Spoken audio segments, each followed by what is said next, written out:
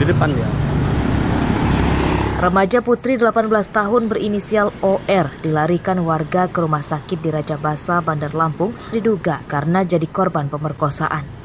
OR bahkan tak sadarkan diri akibat mengalami pendarahan dan terdapat luka memar di wajahnya.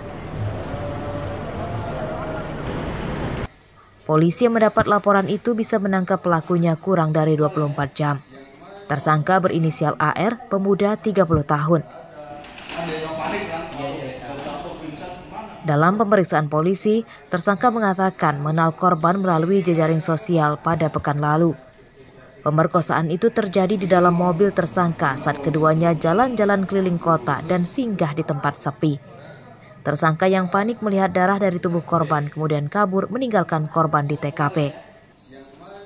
Ya, benar, dia menggunakan salah satu media sosial dengan berkomunikasi di mana si tersangka ini berteman di media sosial baru berapa hari, berjanji bertemu, akhirnya di dalam mobil, di mobil lah dipaksa untuk melakukan, dan tiba-tiba terjadi pendarahan dan kemudian ditinggalkan di salah satu klinik sehingga saat ini mendapatkan perawatan intensif.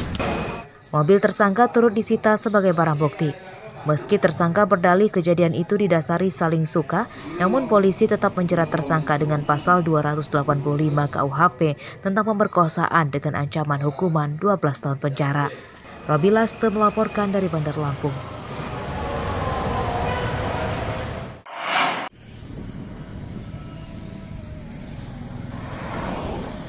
Tim penyidik Jatanras Polda Metro Jaya memintai keterangan keluarga Mustafa, pelaku penembakan kantor pusat MUI. Pemeriksaan dilakukan di ruang tahti Polda Lampung.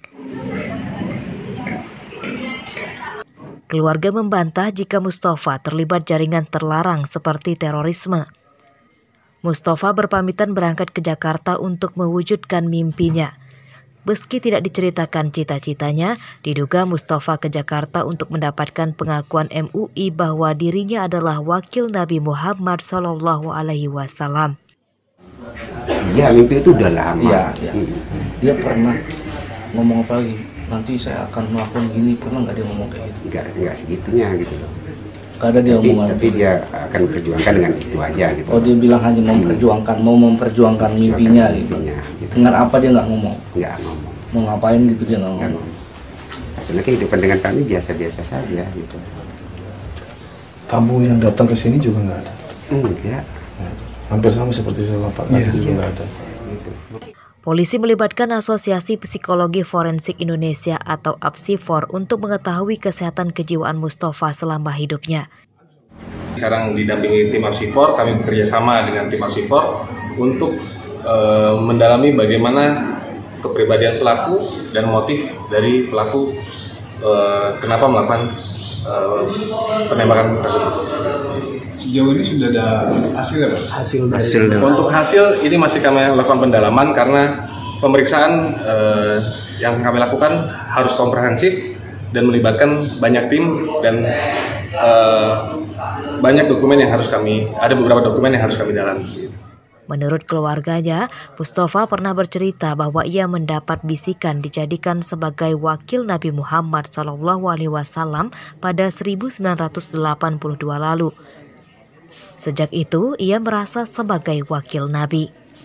Mustafa pernah ditangkap polisi pada 2016 dan divonis hukuman 3 bulan penjara karena memecahkan kaca ruangan Ketua DPRD Lampung. Aksi nekat Mustafa itu karena keinginannya menyampaikan dirinya sebagai wakil Nabi tidak ditanggapi. Haris Susanto melaporkan dari Lampung Selatan.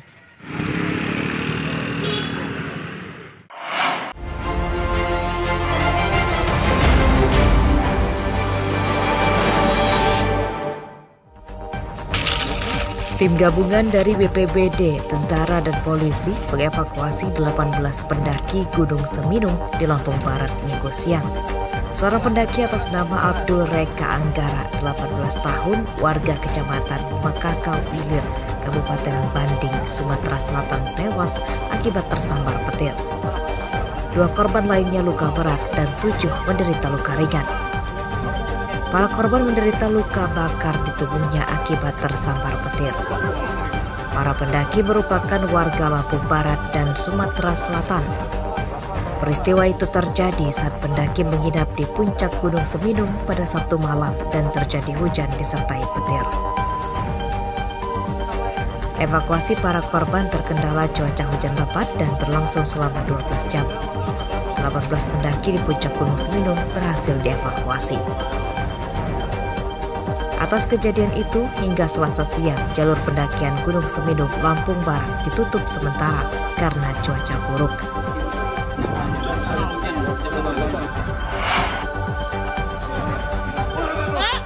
Seorang dokter jaga di Puskesmas Fajar Bulan, Lampung Barat dikeroyok oleh pasien dan seorang keluarganya. Korban sempat dijatuhkan ke lantai. Beberapa petugas puskesmas, rekan korban berusaha melerai pengeroyokan yang terjadi pada Sabtu dini hari lalu itu. Korban bernama Karel. Selasa siang, pengeroyok Dr. Karel ditangkap polisi di rumah orang tuanya di Lampung Barat. Keduanya merupakan warga Bandar Lampung bernama Misran Hadi dan Adi Wirahmat. Kedua tersangka mengaku mengeroyok dokter jaga puskesmas yang dinilai tidak serius melayani pasien. Pengeroyokan bermula saat tersangka Misran Hadi mengantarkan adiknya, Adi Wirahmat, berobat ke puskesmas karena sakit pada perutnya. Tersangka emosi setelah korban mengatakan di puskesmas tidak ada obat dan meminta pasien dirujuk ke rumah sakit. Kedua tersangka dijerat pasal 170 atau 351 KUHP tentang penganiayaan. Ancaman hukumannya 5 tahun penjara.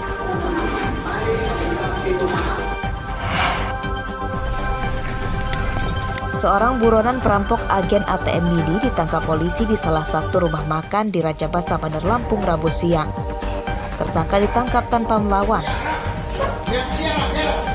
Tersangka bernama Suwoko, pecatan PNS Kabupaten Mesuji. Perampokan terjadi pada 21 April lalu.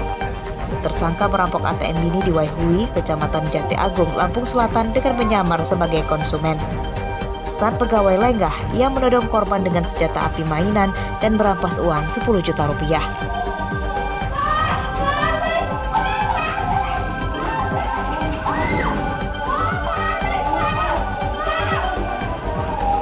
Suwoko mengatakan nekat merampok karena terdesak uang untuk membayar utang dan biaya mudik lebaran ke kampung halaman istrinya di Riau.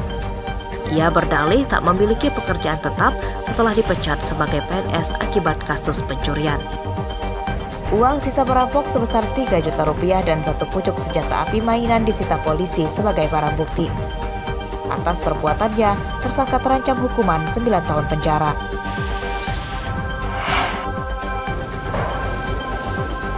Setelah divonis 12 tahun penjara, mantan Rektor Unila Karomani yang jadi terdakwa dalam kasus suap penerimaan mahasiswa baru membacakan pledoi atau nota pembelaan di Pengadilan Negeri Tanjung Karang Rabu siang. Dengan nada terbata dan menahan tangis, Karomani dalam pledoinya meminta maaf dan menyesali perbuatannya, serta meminta keadilan hukum kepada hakim. Meski tidak meminta bebas, Karomani menyatakan bahwa infak bukanlah suap. Namun sifatnya sukarela untuk kepentingan umat, karena infak yang diberikan tidak semuanya dari para orang tua calon mahasiswa, namun ada dari pihak yang tidak ada kaitannya dengan penerimaan mahasiswa di Unila. Karomani juga mengaku salah karena tidak melaporkan kegiatan pembangunan gedung Lampung Nahdien Center kepada Komisi Pemberantasan Korupsi atau KPK.